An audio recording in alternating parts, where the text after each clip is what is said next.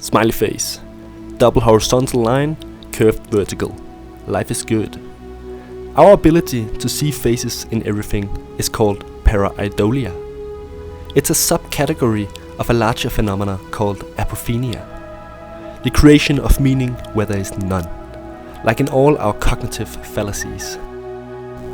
Consider this: orange moving in the brush, flowers swaying in the wind, a deadly tiger.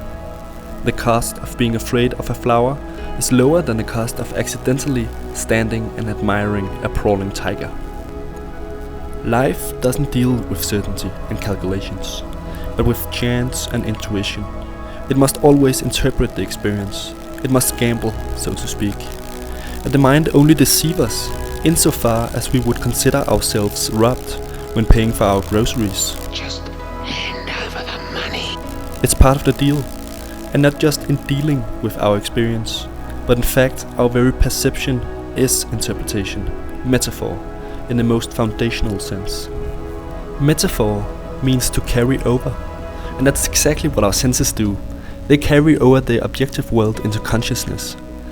Light is not green or red, or any color for that matter. It's a wave or particle with a certain wavelength. Vibrations in the air are not sound, and you don't actually feel hardness. It's just feeling in your finger. Try it. You will only ever feel your finger. The senses are metaphors for the objective reality. And what else? Do you feel it? Do you sense it? The presence of Immanuel Kant. He whispers, synthetic a priori. Space and time are not part of your senses, but the condition for your experience. This idea was always obscure to me, but it is, of course, because vision in itself is just colors. Yet we experience them in time and space. A reality that recently became clear to me during my small affair with painting.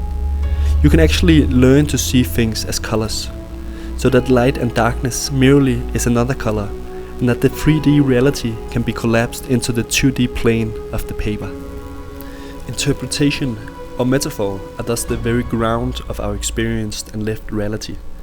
Our senses are metaphors, and our senses is even structured by the metaphors or interpretation of space and time.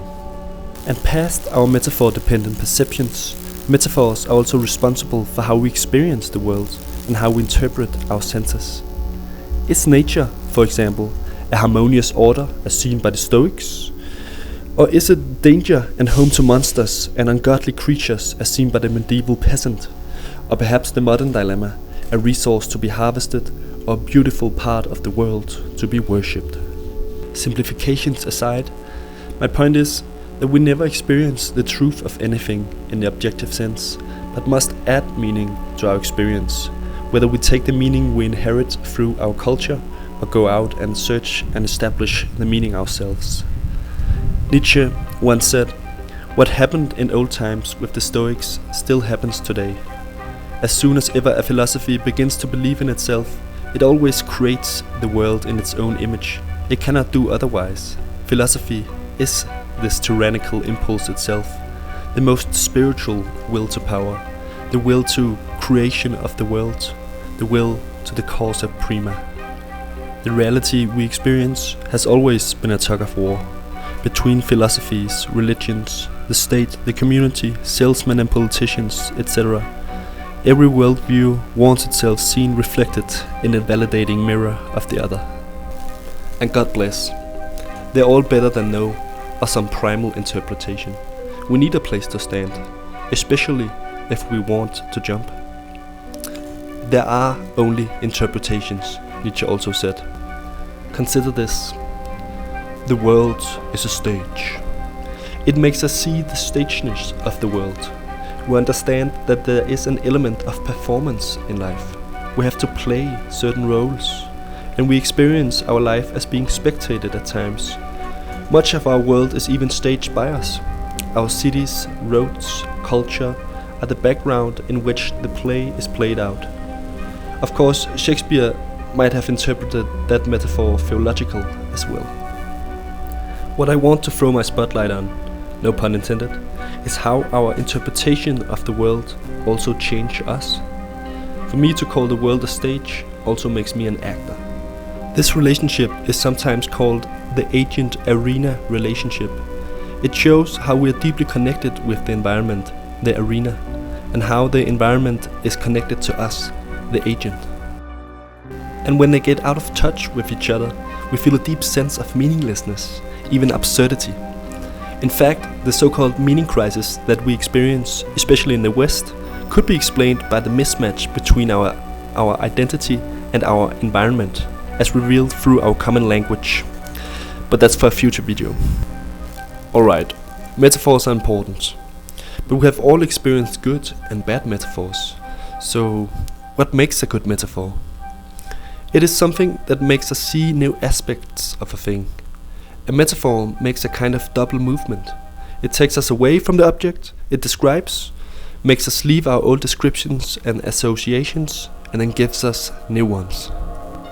The world is a stage is good, for it makes us see it anew, with new associations, hidden aspects of the world that we would never have considered, that are nevertheless valuable. A bad metaphor would be a bee is a wasp. We don't get the necessary distance from the bee in order to see or understand the bee any differently. We can also make a bad metaphor in the other direction. Pain is a table. The distance is too great. I mean, sure, pain is hard, I guess, and maybe the pain of our overburdened job is the foundation of the dinner, but overall we don't experience this as a good metaphor. We don't know what to do with such a connection. We feel lost, it just doesn't click, as we say. By extension, scientific language are really just bad metaphors, in the bee is a wasp sense. Imagine yourself, drunk on joy, wicked happy, and of the most tender of heart, wanting to write a poem about the magnificence of life. And you mistakenly ask science, oh science, so deeply versed in the mysteries and life and the universe. In thy name we circumnavigated the 7 seas, sent men to outer space. Oh science, oh tell me, what is life? Life is a quality that distinguishes matter that has biological processes from matter that does not. In fact, Wittgenstein argued that all mathematics are just tautology, the worst kind of metaphors. But notice, and this is the fascinating part, metaphors work by way of collapsing, a kind of reduction of the thing it describes, that nevertheless opens it up for a new way of seeing it. It's a portal. The world is a stage. Well, no, the world is actually not a stage. It's much more than a stage. And yet it opens up a new perspective of the world. We just have to take the portal and see what new world opens up. It's world creation, magic, if you'd like. The world as such is too big for us. We get myopic at trying to look at it face value. We need to stand on the stage to look at the world. And the thing is, we don't become more wise by never taking a portal, by never committing to a view or interpretation, like Kierkegaard's bourgeois, who lives life completely uncritically. We can only get further and deeper into life by affirming a view, taking a stance, for inside each portal we discover new portals we would never have found unless we took the portal. How much philosophy, just to make an example, has not been conceived by virtue of an iron chain commitment to Christianity?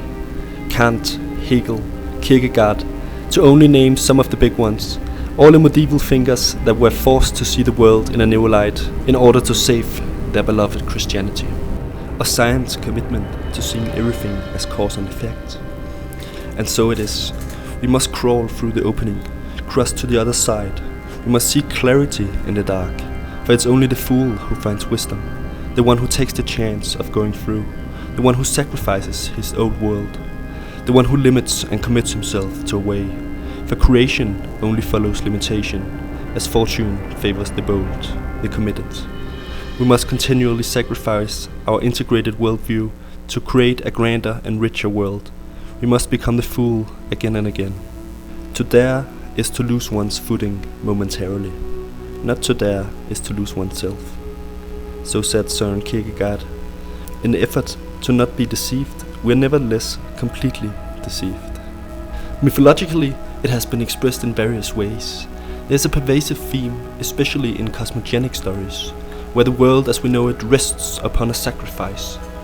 In Norse mythology, Ymir is sacrificed. In Mesopotamian myth, it is Tiamat, who suffers a similar fate. Adam and Eve must also bite the sour apple and sacrifice paradise for new knowledge. The whole archetype of leaving home could be viewed in the same light. Our interpretations and the metaphors we use creates new meaning horizons. That is, new ways to experience life in the world. There's much that we can't see from where we stand, so we must venture out. Man cannot discover new oceans unless he has the courage to lose sight of the shore. We have to be wrong, we have to be foolhardy, for the fool is the precursor to the savior, as Jung said. It's easy to think of meaning as something just cerebral, like when we think of the moral of the story, or 2 plus x equals 6 means x equals 4. But meaning is really about connection as such, and it's not something we independently create. It is thrown at us, or perhaps we're thrown into it the moment we were born, and it will continually wash over us till the day we die. And it is something so deeply mysterious. In a sense, it is the twin of life that has grown up with life itself. Water only has its meaning in relation to us, to life. We sail upon it, we drink it, we drown in it. Meaning requires limitation, a point of view, or in another way, connection requires boundaries and difference, like a good metaphor. So it is with the rest. Experience your connection with the tree or the vast sky, the emotional goodbye, death. But also appreciate how differently they can be experienced through our interpretation and skill. The tree appears so different for the man who sees it as a resource, and the biologist who sees the tree as an object of study, or the artist who creates her art out of wood. With these considerations, Aristotle will inevitably come to join us for a walk, together with his notion of I wouldn't say potential. Potential. and actuality. The tree, you see, has potential for many things, but a form, or eidos as he called it, must be added to it to actualize the potential. We must make it the form of a boat, or a house, or a chair, etc. The same can be said of our experience of the world. There are foundational features, but the degree to which we can alter them are vast and incredible, both terrific and horrific. How many ways has death not been interpreted and experienced throughout religion and philosophy? The same can be said of society, of art, of family and of friends, the body and the soul, the earth and the stars.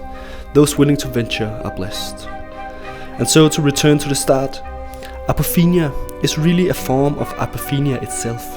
The meaning of the tiger in the brush is very real, even though it turned out to be just orange flowers. It was the meaning, the connection between uncertainty, life and death, and our limited existence. To say the meaning was not there is really to add a meaning to the meaning that we experienced that was not there. Like saying the meaning that we experience from reading a great book or watching a great film are not really there. It's just ink on a paper or pixels on a screen. Of course, apophenia and pareidolia itself are concepts that came out of an interpretation of the world, that of the objective world, where colons can't be eyes and the tiger is either there in the brush or it's not. Uncertainty, the hallmark of life, is here eliminated from the equation. The same view that can't let the life of Schrödinger's cat be in suspense, but must collapse it. It has to be either dead or alive. I want to dive into uncertainty, to let his cat be suspended between life and death, like we are ourselves. I want to jump into the potential of our existence, its many forms, not just aesthetically, so to speak, but also to find the truth in it. Heidegger's notion of Aletheia, truth as something unveiled, as something we can only ever see an aspect of at a time. I must go around and explore from many angles to know. Similarly to Heraclitus' maxim, those who love wisdom must investigate many things. Let's do the peregrination. Let's visit all the four corners of the earth. Stay happy, stay deceived.